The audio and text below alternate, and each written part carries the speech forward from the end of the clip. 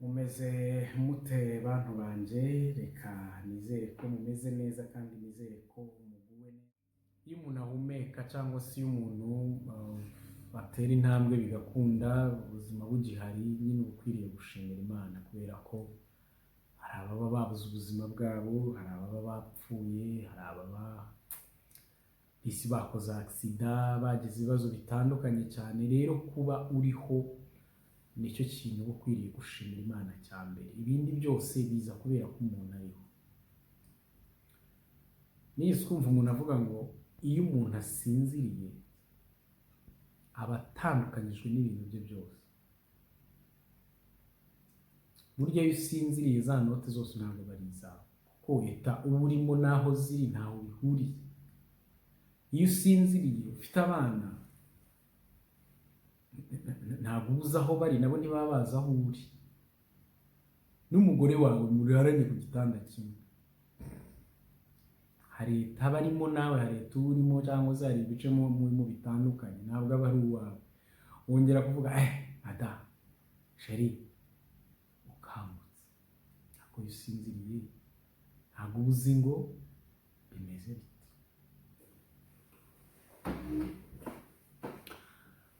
Uyu munsi rero ndagira ngo twiganirire, cyangwa se uyu munsi ndagira ngo duse n'abaganira ku bintu bitoya. Televiziyo yacu nyine iba muri domene zirindwi, ni naho dukorera cyane cyane, tugakora n'iby'umurimo w'Imana kuko nicyo tugamije cyane. Ariko umurimo w'Imana nasanze atari ukubwiriza mu rusengero gusa, ahubwo umurimo w'Imana nasanze ari ikintu cyose ushobora gukora kigamije guhesha Imana icyubahiro, ikintu cyose ukora kigamije kubeshaho abantu bayo neza, kubera ko turi abo yaremye, ituremeye imirimo myiza muri Kristo Yesu ngo tuyigenderemo.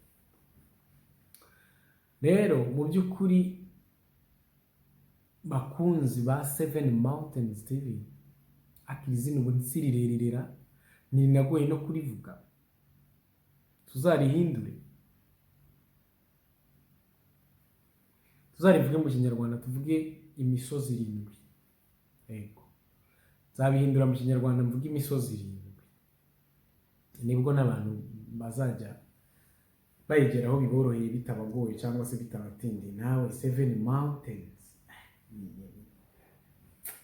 harimo akazi kenshi kuyigeraho, ariko ko nta gaciro. Noneho narimo mvuga ngo umurimo w'Imana ni ikintu cyose umuntu akora agamije ko sosiyete y'abantu ibaho neza, kuko disipurine twigira mu rusengero nitubeshaho hano neza, nubwo tuzajya mu ijuru yego, ariko tutarajyayo se.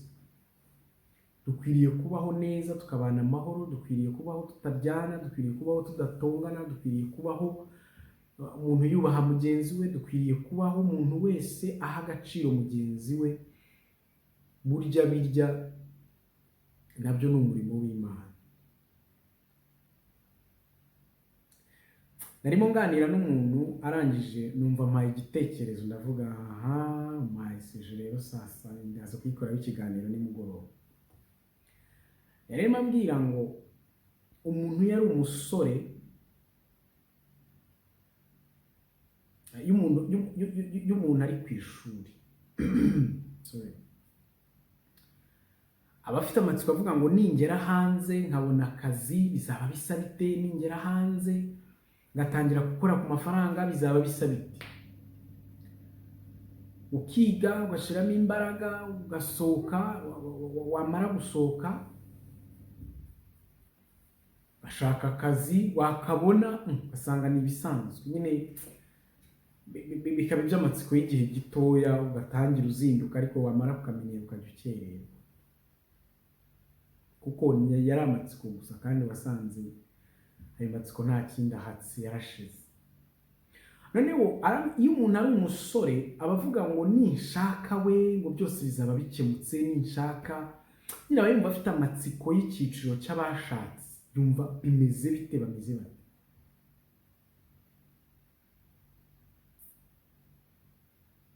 Turangije twakurikiye kivuga ngo iyo ugezeyo nabwo usanga nyine nta matsiko wari ufite, ariko nta bishya, ni ubuzima nyine, ni uko uhinduyeho gatoya cyangwa ishapitire ntoya yindi ufashe, ariko n'ubundi ni ubuzima, ni bwa bundi busanzwe. noneho icyo nshaka ko twiganiriraho uyu munsi, kuri wa wundi wagiye gutesitinga iby'amatsiko ye akagerayo agasanga biraho nyine, akagerayo agasanga hari mu buzima bwo mu rugo ibintu bibiri, ari nabyo nshaka ko tuvuganaho. iyo umugore yarwaye ariko biri siriyasi, ngo nibwo ubona umugabo koko ko ari umugabo, cyangwa se nibwo ubona urukundo nyarwo umuntu yari afitiye umugore we. iyo umugabo yakennye nibwo ubona umugore nyamugore, cyangwa se ubona urukundo koko umugore yari afitiye umugabo.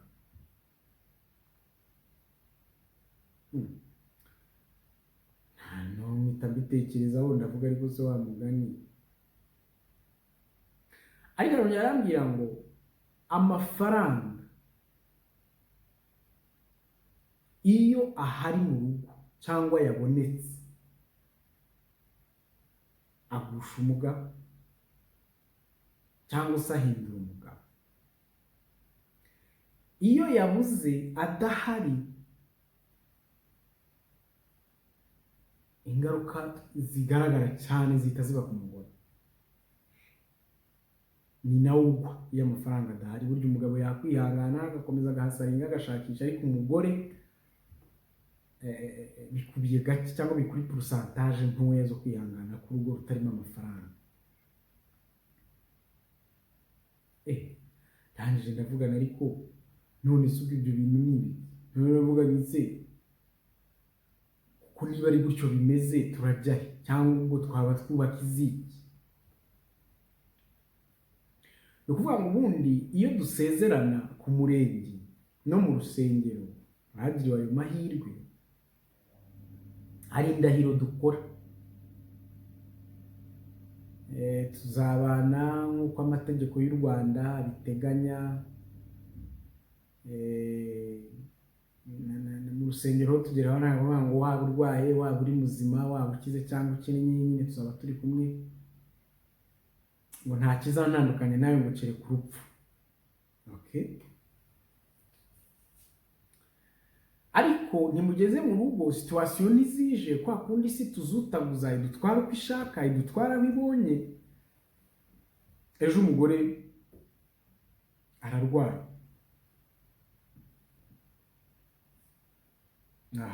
nibwo tukubonye rero, kwihangana biranze neza neza neza, uhise uba karitsiye.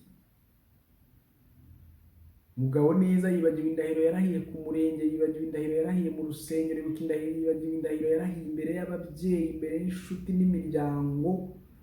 reka da, abivuyemo ako kanya.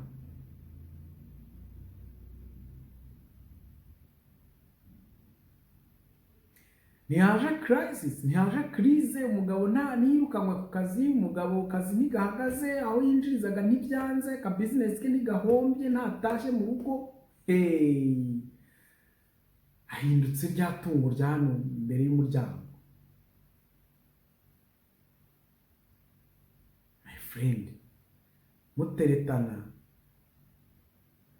ibyo mbireke byamuteretana, ahubwo murahira azandahira, umwe afashe ku idarapo, undi amufashije mikoro, undi agafata ku idarapo azamuye akaboko, undi akamufasha mikoro n'ururabyo cyangwa n'iki.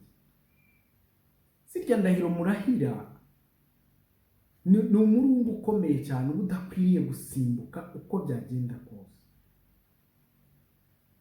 ari niyo mpamvu uzasanga abantu muri iyi minsi babaye ba materialiste, babishyiramo imibare myinshi, ngewe nzimariya n'umuntu ufite ibi n'ibi n'ibi, wujuje ibi n'ibi n'ibi n'ibi n'ibi n'ibi.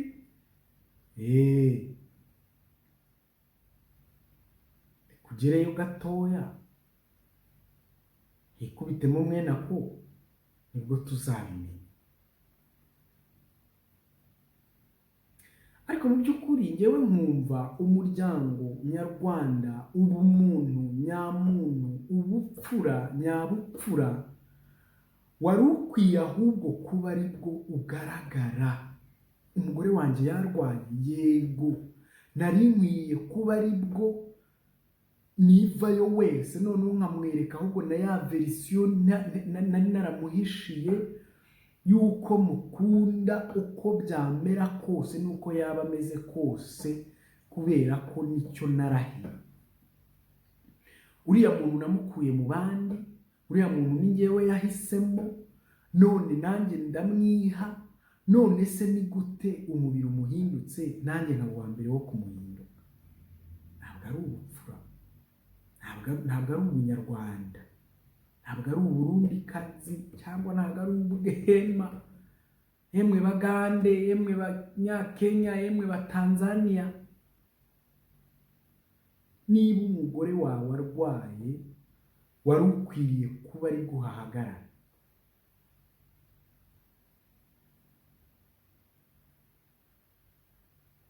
Uzi ko hari n'umuntu umara gutera inda, kwa kundi umugore mu mezi 3 aserera, karuka, isesemi, shira, sinzi ibyahe, sinzi ibyahanahe, nyine agata ubwenge ko umubiri urimo urarwana n'ikintu cyawinjiye, urashaka ko gisohoka. Umubiri utangira urwana umunsi wa mbere yasamye kurinda byahe. No amezi 3 arabatesa cyane. Noneho hari abagabo bari careless, avuga ati mvi ruhande uri murane iseseme, genda byo gucira hirya, genda byo kuruka hirya. Come on man, none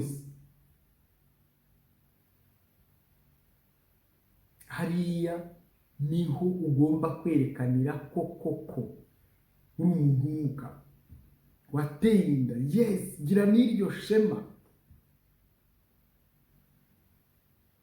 Agutuma umwembe muri susimbuka wirirwe wiruka mu bishanga cyangwa ujye kugura, agutuma ikiraha Nyamirambo ujye kukizana kandi wishimye. Ariko apana ibintu byo gusunika ukubita ajya mu cyumba cyawe, uzagaruka ibyo bihe byarashize. No, numva ngewe atari byo. Noneho ngo yarwaye biri serious, ugasanga umugabo ntashobora no kumutogosereza agasosi, ahubwo ari aho maze ute aravuga yitarutse agenda, ngo yazanye ibinini yabinazaho, ntazi niba yanabinyweye, ntazi n'iki. Yaba anashoboye akigira ku kabari, yaba abishoboye akicyurira n'undi muntu asya n'umugore. Ntabwo ari ubupfura, nta nubwo ari iby'i Rwanda. Ubundi imfura uyibitsa ibanga ntirimena, imfura murasangira ntigucura, imfura muragendana ntigusiga. Ese mwamugendanye urwo rugendo rw'ubuzima bw'urugo, yarwara ukamuta. Hari n'abagabo ariko inyuma naje kubitekerezaho numva harimo impamvu ebyiri. Mu rugo rwarakennye, ngo nta biryo bihari, nta mafaranga, ntacyo, umugabo agahitamo gutorongera akigendera, agata urugo, agasiga urugo rurimo umugore n'abana 5. Byarabuze nawe ugihari muri babiri, none umusize ari umwe mu bana 5, urumva azabishobora? Aha rero nabonyemo impamvu ebyiri. Iya mbere bishobora kuba ari ubugwari bw'umugabo, iya kabiri bishobora kuba ari umugabo. Buriya ukuntu ababyeyi tugira ikintu babyita impubya mu Kinyarwanda, impubya z'ababyeyi. Avuga ati ntazabona abana bagandagurika kandi imbere, ntazabona abana bagandara. Ngira ngo kugandara ni ukw'inka, sinzi ukuntu uko biba bimeze, bakubitwa hasi n'isereri kubera inzara. Ati sinshaka kuzabibona, reka mpitemo mpunge ngende. Nyine ako gashobora kuba indi mpamvu, ariko nayo ntabwo wakabaye umusiga. Ukwiriye kuhaba mugafatikanya mwese mugashakisha, ukwiriye kuhaba mugafatikanya mwese mugashakisha. Twigarukire ku mugore warwaye umugabo akamuta. Biriya ntabwo ari iby'i Rwanda, nta nubwo ari byo mu muco wacu rwose.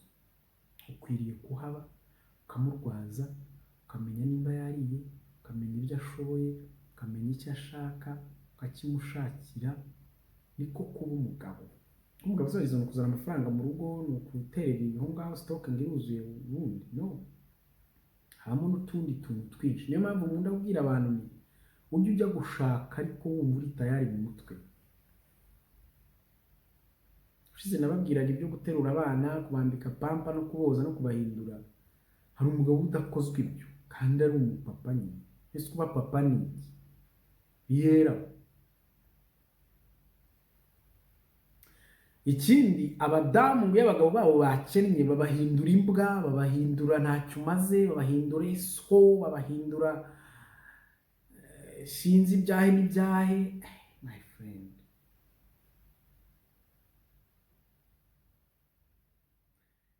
niba wari ukwiye kuba umukunda mu bihe bye byose, wari ukwiye kuba umushyigikira mu bihe bye byose, yayabonye murishimye, yayabuze uramutasha, nta rwari rurimo. Ntabwo wamukundaga pe, wakundaga inshingano yikorera, wakundaga nyine kwaha ukimerera neza, gusohokana, kwambika agira ate, nibyo wikundiraga. Ariko nyirabyo shwi, aya mvuga iri hanze ngo abantu bakunda ibitangaza ariko ntibakunda nyiri ibitangaza.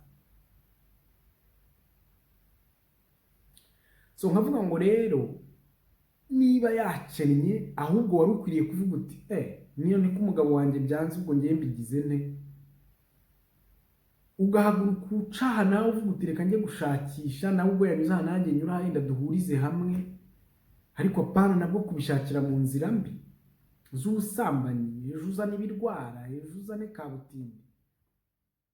Wawe yakennye, yes, ariko ntabwo bimugize imbwa. Aracyari umugabo, aracyari papa w'abana bawe, aracyari wa wundi mwavanze amaraso, aracyari wa wundi wagupfumbase. Kuba bamwirukanye ku kazi ntabwo bamwirukanye mu buzima. Aha ndaza no gusoza nshimira abantu, nako ndakibutse. Hariho nk'umuntu upfusha umugabo, my friend, agakomera akavuga ati nzarera abana banje, kandi batangira kumuteretaho ku kiriyo cy'umugabo we, ntugire ngo. Ariko agakomera, agahagarara akavuga ati njyewe nzarera abana banje nkanjye. Ariko se wowe utangira gucyurira umugabo mu gitondo yabuzemo akazi, ubwo ahavuye cyangwa atashye, urumva ryarema abo bana barerwa? Tuba twiganirira ntawe mba ntukinga cyangwa mbwira nabi. So rero bakunzi ba Seven Mountains TV, mba mvuga ngo umuryango mwiza nyarwanda cyangwa se umuryango wose ni igihe abantu bashyize hamwe kandi mukamenya kubana neza mu bihe byose. Ibihe by'amage n'amakuba mukaba muri kumwe. Ibihe buriya kiriya gihe umugabo yabuze akazi nibwo aba akeneye support yawe. Afite stress z'uko abuze akazi, urugo rwe arimo aribaza uko ruzabaho, nawe nibwo ugiye gutangira kumwongerera n'ibyo ngibyo. Niba usanga ibintu by'amatiku abantu bashwaniriza naho bicana, ni ukubera umuntu yananiwe kwiyakira kuri situwasiyo yageze mu munsi yo kubura akazi. Aribaza azariha iki inzu, abana be baziga gute, abana be bazarya gute, abana be bazabaho gute, urugo rwe, umugore we n'iki. Umugore nawe akabyuka mu gitondo amwongereramo kumwita ko ari imbwa. So wowe ari nkawe, ibyo bintu wabisiporota ute? Umugore yarwaye, yarembye, kuko uri muzima nyine, ubona ubuzima we bumeze neza, ubonye ko nta gaciro agifite, ugiye kwishakira abandi, ugiye kugira ute, utashye wasinze, ntushaka kumwikoza, ntushaka kumwiteza. Ntabwo ari ubupfura. Akandi ko kuvuga ngo umugabo ngo yabonye amafaranga ahita abona umugore bashakanye mu gihe cy'ubukene, aravuze iyi sura ntabwo tuberanye. Wapi wowe, va hano. ukamuhindura itorosho, ukamuhindura nk'umukozi wo mu rugo, nawe akamurusha agaciro ngo nuko wagize amafaranga. Ayiwe we, bariya wabonye uwo munsi kuko ufite amafaranga, menya ngo ni amafaranga babonye, ntabwo ari wowe, kuko nashira n'ubundi bazajugunya agasiya hasi. Ariko wa wundi mwanambanye ntayo ufite, menya ngo nunayagira burya niwe wawe, sangira kabisi n'agahiye. Mugabo rero ubona dushaka utunote dukeya, ugahita ubona ko umugore wawe mutakiri ku rwego rumwe, ntabwo ari ubupfura, ni ubugwari rwose.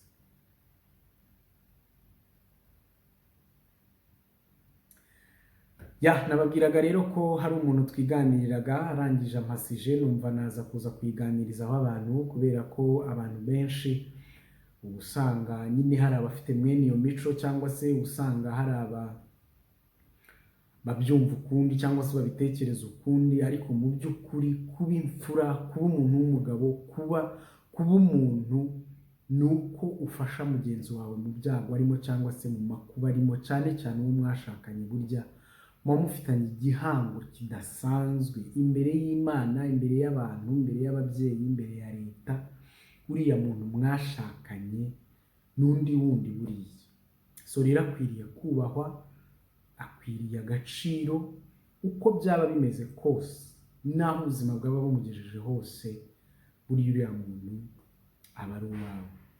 Rero bakunzi ba 7 Mountains TV, nizere ko imiryango yanyu izaba myiza, murerere igihugu, murerere Imana, mugire imiryango myiza, tuzagira abakristo bazima. Rega ubukristo ni umwambaro uza ukambara ku muntu wari usanga mu mico myiza. Uzabasanga n'ubundi bari mu rusengero bitwa ko bakijijwe, ariko n'ubundi za kamere z'amahane, gutongana, gutukana, gukora ibyaha runaka bigihari. Ariko iyo ukirijwe n'ubundi wari ufite uburere bwiza, agakiza karoroha karanaryoha rwose.